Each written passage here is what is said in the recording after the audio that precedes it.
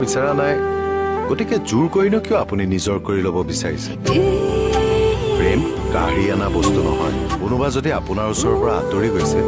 দুখ নকৰিব ভাবি ল'ব আঁতৰি যোৱা জনতকৈও বেছি ভাল কোনোবা আপোনালৈ ৰৈ আছে বন্ধুসকল স্বাগতম জনাইছোঁ মোৰ অন্য এটা নতুন ভিডিঅ'লৈ বন্ধুসকল আজি ভিডিঅ'টো লৈ আহিছোঁ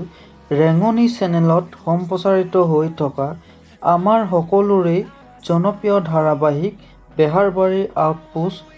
SI ছাৰৰ চৰিত্ৰ অভিনয় কৰা অভিনেতাজনৰ বিষয়ে আপোনালোকে বাৰু জনপ্ৰিয় ধাৰাবাহিকখন চাই কেনে পায় কমেণ্ট কৰি জনাবচোন আৰু লগতে কোনটো চৰিত্ৰ আপোনালোকৰ বেছি প্ৰিয় বেহাৰ বাৰী আউটপোষ্টৰ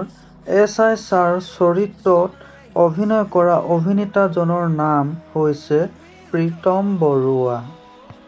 অভিনেতাজনৰ জন্ম হয় নগাঁও জিলাত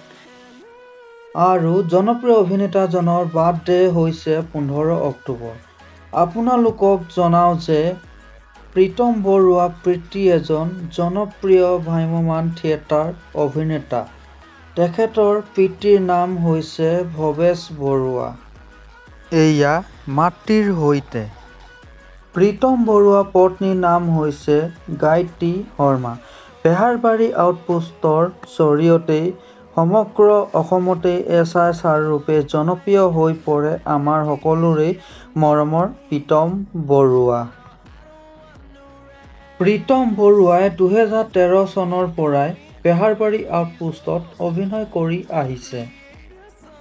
আপোনালোকে বাৰু তেওঁ অভিনয় চাই কেনে পায় প্ৰীতম বৰুৱাৰ দেউতাক যিহেতু এজন অভিনেতা আছিল সেয়েহে তেওঁলোকৰ ঘৰখন প্ৰায় সাংস্কৃতিক জগতত জড়িত হৈ আছিল